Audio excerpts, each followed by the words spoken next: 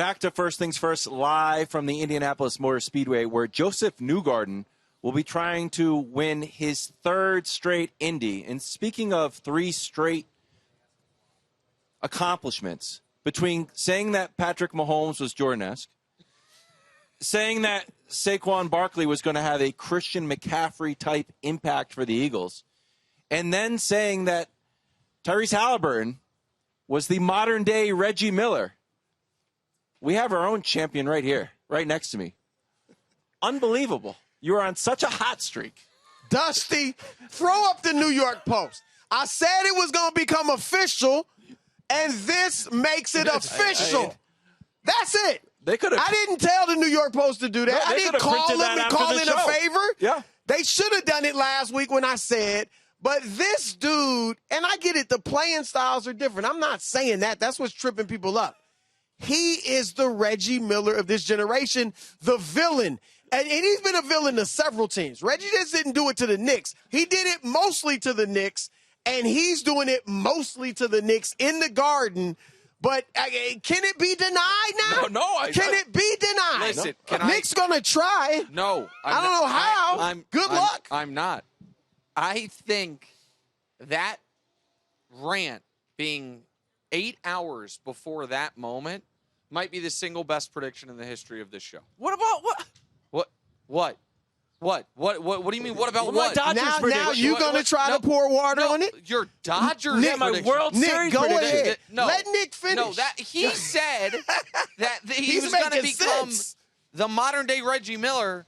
He then had a moment that evoked one person ever. It was Reggie Miller. Now, I think Haliburton is going to be a better player than Reggie Miller. I mean, listen, Reggie gets a lot of love for 18-3-3 and a couple.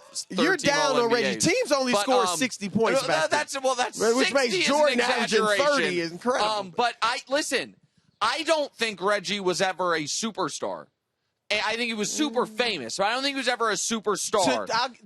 To your point, I think what made him a legendary player was the clutch play. And he's one of the most clutch players ever. Yep. And I think, Club Superstar opens in 6 days. He's got to be in at this point.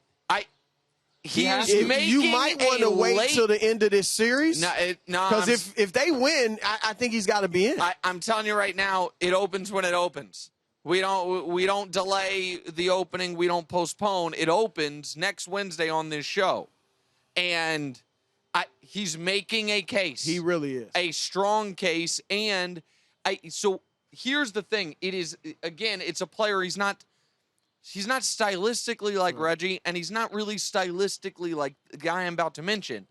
But Jason Kidd, in that Kidd at his peak when he took the Nets to back-to-back finals, wasn't scoring 30.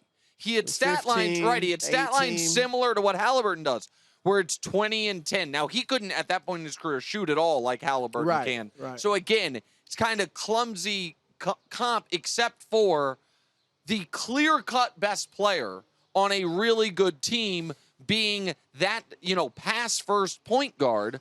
And Nash's was that, but Nash also could score 30 with more regularity than these guys. Well, not Haliburton can score. He's averaged 22 seasons, over 20 for 2 seasons.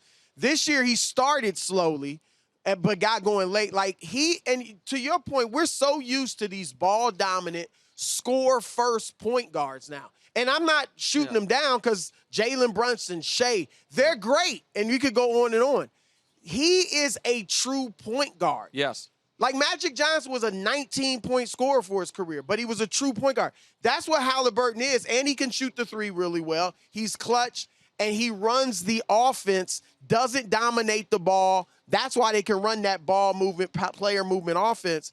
And the dude is tough, man, and I do think he is headed toward club superstar, whether it's this year or in the future. Okay, so final 6:15, bro. The Pacers scored 31 points. Incredible. They went 7 for 8 from 3, and Aaron Nesmith went 6 for 6. Is the headline here, the Pacers came back or the Knicks blew it? Well, first let me say this, and I mean this from the heart. For the last 3 weeks or so, it has felt like the Knicks are in a season of destiny, with the way they, the tough series with Detroit, not so much that, but Boston. Yeah. And the comebacks, the 2 improbable comebacks in 1 and 2, and then to win that series in 5. And in reality, the team of destiny might be the Pacers because they were doing similar things, but not as many people were paying attention. And last night it was their 3rd game that they had won during these playoffs where they trailed by 7 or more points in the last minute. Yeah, and by the way, and we can just throw the graphic up if you have it, Dustin. You keep going, Brew. In recorded playoff history, prior to the Pacers a month ago, that had happened once ever. The Chris Paul game against Oklahoma City. Yep. The one team had come back from 7+ down in the final minute.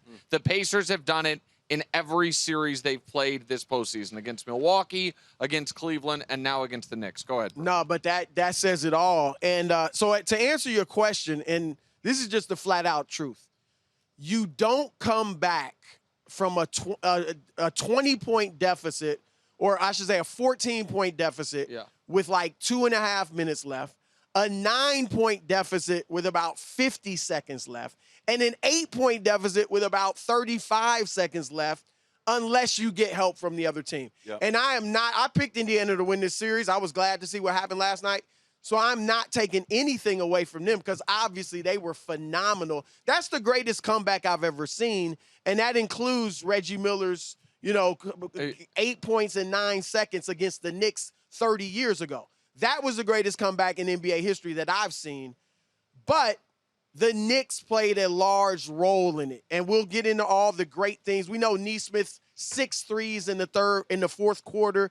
Obviously, the great shot by Haliburton. But the Knicks, the 5th best free throw shooting team in the league, missed 2 free throws in the last 14 seconds. Karl-Anthony Towns, a 90% free throw shooter in the playoffs, misses a free throw. OG Anunoby, an 84% free throw shooter in the playoffs, misses a foul shot. Jalen Brunson, the best clutch player in the league, rightfully voted clutch player of the year, had 3 turnovers in overtime and the last 30 seconds of regulation. The broadcast team was talking about this. That last inbounds where Obi Toppin got the dunk to seal the game, there was no resistance from the Knicks on the inbound pass. At that point, they were dead. They were only down a point with 12 seconds. Mentally dead. Psychologically. I just meant right. So but the point is, it was both. It was a phenomenal comeback. You can't take anything away from that. Just to think you can still win at that point.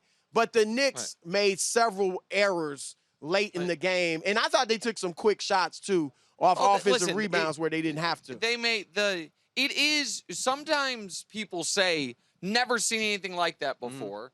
And maybe they haven't, but other people have. What we saw last night, no one has ever seen before in NBA history. The Pacers tweet is correct. Like, all of playoff history, we can throw that up and then the 7.1 dust. Down 14, the final 3 minutes, 0 and 970. Now 1 and 970. Yeah. The 7-point comebacks, and this was a 9-point comeback in the final minute. But again, look at this. And again, we say since 97 because that's as far back as the data goes. Every other team ever, 1 and 1,711. The Pacers since the Super Bowl are 3 and 2. And each one has felt impossible. Yep. The first one was the Milwaukee John Haliburton game. The second one was the Cavs game 2 when they didn't have any of their guys. Donovan went crazy, and then they just stole it from them. And then last night was, to me, the most improbable of them all. And I saw, while you tweeted, like, this is Knicks Celtics, but now the Knicks are the Celtics. Here's where I disagree with that. The game 1, when the Knicks came back against the Celtics, they were down 20 midway through the third and then tied the game with 8 minutes left. Like, that was a long, arduous comeback. Game 2, the Knicks were down 14 with 8.5 left and then took the lead with 2 minutes left. For these guys, this was a nip-and-tuck game through the first 3.5 quarters. Yep. Brunson gets his 5th foul, and the Knicks then shockingly once he went to the bench, go on a 14-0 run, and the game's over. by all intents and purposes, the game should be over. And then, and this is where I agree with you, Brew. Yes, Nesmith was unbelievable with the threes, and we've never seen anything like that with it. He's the first player to hit 6 threes in the fourth quarter in the playoffs ever. There's only been, I think there's 6 other guys, including friend of the show, Antoine Walker, who had hit 6 threes in a quarter, but no one's ever done it in the fourth quarter. But despite all that, Brew, the Knicks are up 5 with the ball with 34 seconds left. The game should be over. And in that play, right, and that play, they screwed that one up. Because you are not trying to go get a layup there. You are trying, because you have all good free throw shooters out there, to kill clock and then get fouled. Brunson rushed, and all of a sudden, the ball's out of bounds 5 seconds into the possession. That's when they challenged. As you mentioned, the missed free throws. And I also have to talk about this fouling when up 3 thing. Because I think coaches, these playoffs, have consistently screwed this up. Yep. Up 3 with 13 seconds left, if you foul immediately, you're flatly saying, okay, we're going to do this 3 more times, and we're not going to make any awful mistakes. We're going to make all our free throws. I think it's a bad strategy, and that's the Knicks did that. That's when they missed the free throw, and despite all that, they could have won in overtime. They're up 4 in overtime. There's a missed goaltending call, and I'm sure Knicks fans are upset. Well, to your point, by that point, they were done mentally. No, they couldn't believe it. Right. I don't think anybody could believe it. I was watching the game from St. Elmo's in Indianapolis. The Pacers fans couldn't believe it. Like, even though they've been seeing it, and so it is a remarkable collapse, and I just wonder, because it killed, in my opinion, the Cavs. I think that loss ended that series. Oh, that's the Cavs got their players back. The Cavs got healthy after that. Yep. And they were dead. Yeah. I don't think it'll kill the Knicks like that. Famously, the 25 I think the Knicks are very resilient. I don't think it's over, but it was certainly I'll tell you what, bad blow. To your point, if it was going to be over, when that game went into overtime, you didn't see any, hey, it's a tie game. We just play hard these next 5 minutes. We win. The game fell over. The Garden was quiet. Chalamet was quiet. Well, honestly, I think, and this was part of the comeback, I think the Knicks were worn down. They looked, Indiana looked energetic, and New York looked like they were worn out because they had to play at this pace all game long that they're not used to playing. And they had the extra. If they could have stuck it to Haliburton, because Haliburton did the choke thing thinking he had a game winner. You could have been energized. He's a bad boy, though. They couldn't stick it to him. Thunder trying to take a 2-0 series lead against the Wolves tonight and had a relatively quiet night in game 1. Only took 13 shots. But that's kind of been his thing, Brew. Slow starts in game 1, and then he picks up in the rest of the series. 1-3 in game 1, but he's 8-4 in the other games, and his points go from 20 to 27. He's got 8 25-point games, no 25-point games in game 1. So are you expecting a monster bounce-back game from your guy, Ant? Well, he has to bounce back. You look, it's not just that you don't want to lose the first 2 games of a series. Because you look at it, you lost 2 games on the road. You can go back and win the next 2. And we know the cliche, a series doesn't start until somebody loses at home. But when you think about it in terms of they would have to beat Oklahoma City 4 out of 5 games. I don't care where the games were. I don't care if they were in the Edwards driveway. To beat them 4 out of 5 times is going to be hard. So they need to win tonight. Nick, he doesn't have to go for 40 or even 35. High 20s, 27, 28, 8 or 9 assists, attacking the rim. Because the thing is, he was not attacking the rim or the paint in game 1. If he does that tonight and is successful, that can open up the threes for his teammates, and they can have more success than they did in game 1. Yeah, and he can put some pressure on the officials. Like, I think that it's only been a game, but through one game, the story of the Western Conference Finals is the officiating and the way. And again, I think Oklahoma City wins that game even with regular officiating. But I think that there were a lot of casual basketball fans that were, for lack of a better term, offended by what the guy who just won, rightfully, by the way, league MVP, Shea, the way he handled that game and the way the refs rewarded it. So I'm really interested if Ant attacks the basket and if what type of whistle he does or doesn't get, and if that then impacts what whistle the Thunder get. Because one thing the Thunder and Shea do deserve massive credit for is they drive to the hoop consistently, which then can lead to you getting better calls. It was the reason my focus is on it is because it just seemed like it was phantom falling over that was just so unbecoming for the guy who's about to and just did win league MVP.